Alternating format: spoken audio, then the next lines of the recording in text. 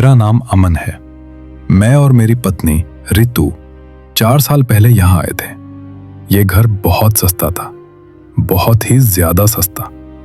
पुरानी कॉलोनी में एक कोने पर एक बड़े से आंगन के साथ। एजेंट ने कहा था, साहब ये घर थोड़ा अलग है, लेकिन इतना सस्ता और इतना बड़ा घर आपको कहीं नहीं मिलेगा। उसकी आंखों में एक चमक थी, एक अजीब सी जल्दी। हमने सोचा बस 1-2 साल रहेंगे फिर बदल लेंगे, पर कुछ ऐसा हुआ कि बदलना मुश्किल हो गया। घर का बायां हिस्सा बहुत पुराना था, वहां एक बंद कमरा था। मकान मालिक ने कहा, उस कमरे की चाबी खो गई है, उसमें कुछ पुराना सामान पड़ा है, कोई जरूरत नहीं। हमने ज्यादा नहीं सोचा, हम दाईं तरफ के नए हिस्से में रहने लगे। रितु घर संभालती थी, मैं ऑफिस जाता था। सब कुछ ठीक चल रहा था, पर फिर छोटी छोटी चीजें शुरू हुई। शाम को आंगन में बैठते हुए लगता जैसे कोई देख रहा हो, पीठ पर नजरों का एहसास। मैं मुड़ता तो कोई नहीं होता, सिर्फ वो बंद कमरा होता, उसकी खिड़की से पर्दा हिलता हुआ। हमने सोचा हवा का झोंका है। रात को अजीब आवाजें आती, जैसे लकड़ी के तख्ते पर कोई चल रहा हो, धीरे धीरे घसीटते हुए। मैं उठकर देखता, सब कुछ शांत होता, सिर्फ आंगन में पुराने पीपल के पेड़ की पत्तियों की सरसराहट। एक दिन रितु ने कहा, अमन मुझे लगता है यहां कोई और है। उसकी आवाज कांप रही थी। कल रात मैंने रसोई में देखा, खिड़की के बाहर एक शक्ल थी, बहुत देर तक वहीं खड़ी रही। मैंने उसे समझाया, शायद कोई जानवर था या शायद पेड़ की छाया, पर मेरे मन में भी डर बैठने लगा था। फिर वो दिन आया जब आंगन में वो चीज मिली। एक शनिवार की सुबह थी। मैं आंगन में पौधों में पानी दे रहा था। पीपल के पेड़ के नीचे जड़ों के बीच कुछ चमक रहा था। मैंने झुककर देखा, वो एक पुरानी चूड़ी थी, चांदी की, बहुत मोटी मर्दानी चूड़ी, जैसे पहले जमाने के सिख लोग पहनते थे, पर यह टूटी हुई थी। उस पर खरोंच के निशान थे, गहरे निशान। मैंने उसे उठा लिया। वो बहुत ठंडी थी, बर्फ जैसी, और उसका वजन सामान्य से ज्यादा था, जैसे लोहे से बनी हो। मैंने उसे रसोई में रख दिया। रितु ने देखा तो उसका चेहरा फीका पड़ गया। ये कहां से आई? उसने पूछा। पेड़ के नीचे से, मैंने कहा। उसने चूड़ी को हाथ में लिया और तुरंत छोड़ दिया। इसमें गर्मी है, उसने फुसफुसाते हुए कहा, पर मेरे लिए तो वो बर्फ थी। उसी रात पहली बार हमने दरवाजे की घंटी बजती सुनी, आधी रात के करीब। धन धन, आवाज भारी और साफ थी। मैंने पहले सोचा कोई मेहमान है, पर इतनी रात को। मैंने दरवाजे का पेपर होल खोला।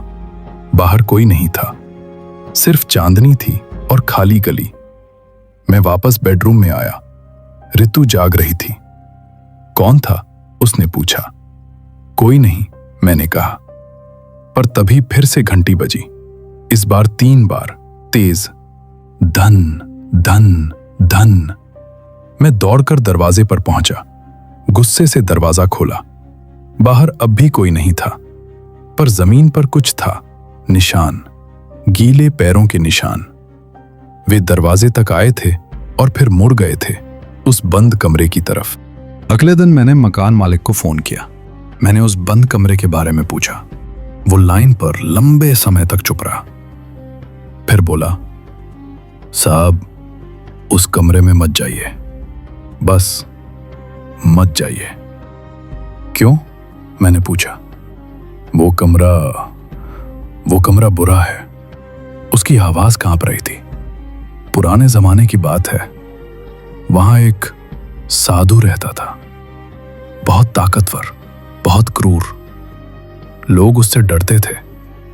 एक रात वो गायब हो गया और कमरा हमेशा के लिए बंद हो गया। मैंने चूड़ी के बारे में बताया। लाइन पर सन्नाटा छा गया। फिर उसने कहा, साहब उस चूड़ी को वापस रख दीजिए, जहां से मिली है वहीं रख दीजिए। वो उसी की है और वो उसे वापस चाहता है। मैंने फोन काट दिया। मेरे हाथ पसीने से तर थे। उस शाम मैंने चूड़ी ली, उसे लेकर आंगन में पीपल के पेड़ के पास गया। मैंने उसे जड़ों के बीच रखना चाहा, पर तभी एक हवा का झोंका आया, तेज ठंडा झोंका। पत्ते जोर से हिले और एक आवाज आई, गहरी भारी आवाज, पेड़ के ठीक पीछे से। मेरी है। सिर्फ 2 शब्द, पर वे हवा में गूंजते रहे। मैं डर के मारे वहीं जम गया। चूड़ी मेरे हाथ से छूटकर जमीन पर गिर गई। वो लुढ़कती हुई सीधे उस बंद कमरे के दरवाजे तक जा पहुंची और वहीं रुक गई, दरवाजे की दहलीज के पास, जैसे कोई उसे वहीं रखना चाहता हो। मैंने चूड़ी उठाने की हिम्मत नहीं की। वापस अंदर आया। रितु से कुछ नहीं कहा, पर वो सब समझ गई। उस रात हम दोनों ने सोने की कोशिश की, पर नींद कहाँ थी। आधी रात को बंद कमरे की तरफ से आवाज आई, जैसे कोई दरवाजे के अंदर से खरोंच रहा हो, लंबे तेज नाखूनों से लकड़ी को। और फिर एक आवाज, गुनगुनाने की आवाज, पुराना बिगड़ा हुआ शब्द, मर्दानी। अगले दिन मैंने फैसला किया, मुझे उस कमरे में जाना ही होगा। ये डर अब बर्दाश्त से बाहर हो गया था। मैंने एक हथौड़ा लिया, बंद कमरे के दरवाजे पर पहुंचा। दरवाजा पुरानी लकड़ी का था, ताला जंग लगा हुआ था। मैंने हथौड़े से वार किया। 1, 2, 3, ताला टूट कर गिर गया। दरवाजा अपने आप खुल गया।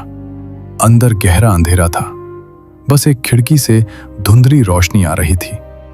कमरे में धूल की मोटी परत थी। बीचों बीच एक चारपाई पड़ी थी, उस पर एक लाल कंबल बिछा हुआ था।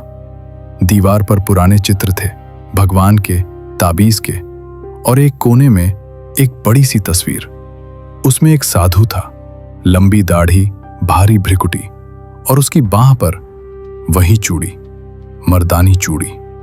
मैंने कमरे में कदम रखा। हवा जहरीली थी, बासी फूलों और सड़ी हुई लकड़ी की गंध।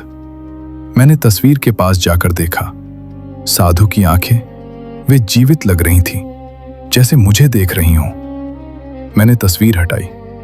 उसके पीछे दीवार पर कुछ लिखा था, लाल रंग से हस्तलिपि में, जो मेरा छुए वो मेरा हो जाए, जो मेरी चूड़ी पहने वो मेरी शक्ति ले, और जो मेरी शक्ति ले वो मेरी कीमत चुकाए।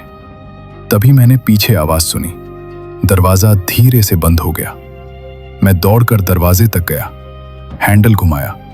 वो हिला तक नहीं, जैसे बाहर से कोई पकड़े हुए हों।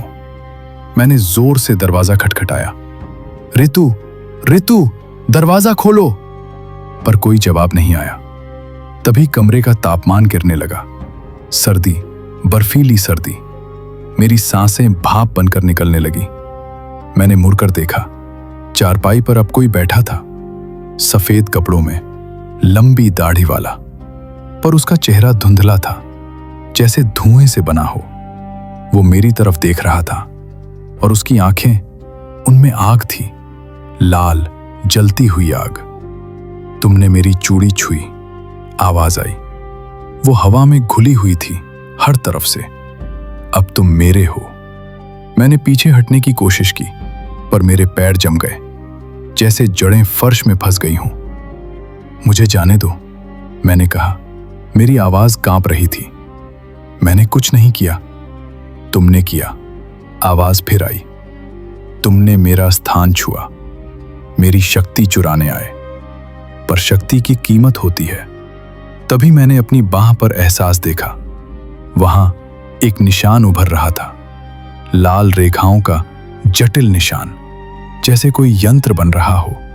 और दर्द, तेज जलन भरा दर्द। मैं चिल्लाया, पर आवाज मेरे गले में ही रह गई। अचानक दरवाजा खुल गया। रितु बाहर खड़ी थी, उसके हाथ में दूसरा हथौड़ा था। उसने मुझे देखा, उसकी आंखें डर से फैल गईं। अमन, तुम्हारी बांह, वो चिल्लाई। मैंने देखा, वो निशान अब पूरी तरह उभर आया था और वो बढ़ रहा था, धीरे धीरे ऊपर की तरफ, मेरे कंधे तक। मैं कमरे से बाहर निकला। अगले दिन हमने एक बाबा के पास जाने का फैसला किया, शहर से दूर एक मंदिर में। बाबा ने मुझे देखा, उसकी आंखें बंद हो गईं। वो लंबे समय तक चुप रहा, फिर बोला, तुमने उसकी चूड़ी छू ली, उसकी मर्दानी, वो उसे कभी नहीं छोड़ेगा। वो ताकत चाहता था, दुनिया भर की ताकत, पर उसकी कीमत उसकी आत्मा थी। और अब वो तुम्हारी आत्मा चाहता है। क्या कोई उपाय है? रितु ने रोते हुए पूछा। बाबा ने सिर हिलाया। एक ही उपाय है, उसकी चूड़ी, उसे वापस उसी के पास रख दो, उसके कमरे में। और एक शर्त है, तुम्हें वहां रुकना होगा पूरी रात, अकेले। आज रात मैं वापस उस घर में जा रहा हूं। चूड़ी मेरी जेब में है, वो गर्म है जैसे जीवित हो। निशान अब मेरे आधे चेहरे को ढंक चुका है। मैं जानता हूं क्या होने वाला है। बाबा ने कहा था, या तो वो तुम्हें छोड़ देगा या फिर तुम हमेशा के लिए उसके हो जाओगे। गली का मोड़ आ गया है, घर दिख रहा है, खिड़कियां अंधेरी हैं सिवाय एक के, उस बंद कमरे की खिड़की।